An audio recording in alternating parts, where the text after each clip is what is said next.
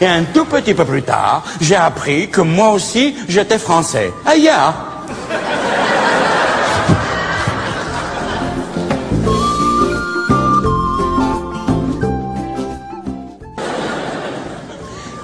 Un jour, je suis allé voir mon père et je lui ai dit, « Papa, c'est vrai que moi aussi je suis français ?»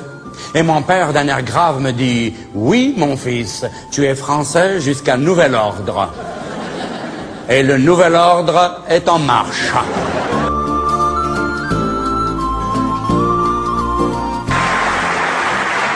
Deux ans plus tard, nous avons quitté la banlieue d'Alger et nous sommes allés nous installer à Tizi Ouzou, en Kabylie, dans un appartement que mon père avait trouvé dans une cité nouvellement construite et dans laquelle cohabitaient deux groupes ethniques majoritaires, les Algériens français et les Algériens algériens. Jusqu'à l'indépendance, les Européens d'Algérie se considéraient comme les seuls vrais habitants du pays. Au plan administratif, nous étions des indigènes, au plan géographique des autochtones, au plan racial des arabes, au plan ethnique des berbères, au plan religieux des musulmans et au plan botanique des melons.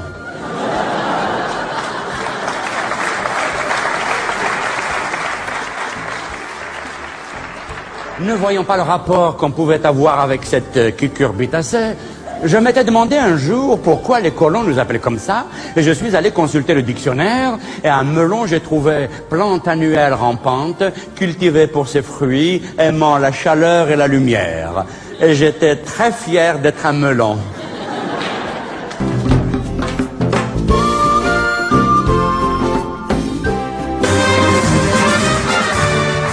Le 5 juillet 1962, l'Algérie devenait indépendante.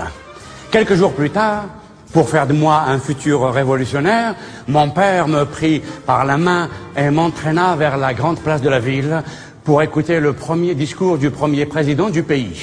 Il y avait là des centaines et des centaines de milliers de femmes et d'hommes qui buvaient goulûment les paroles du grand Raïs.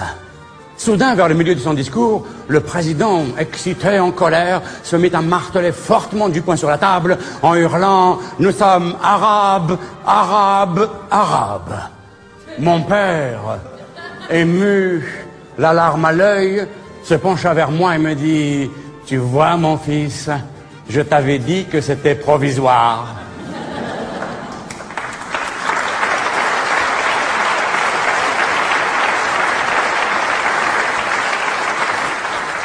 C'est fini, tu n'es plus français, maintenant tu es arabe, arabe, arabe. Je ne sais pas pourquoi, mais soudain, j'ai eu très peur. Peur d'être 3 fois la même chose.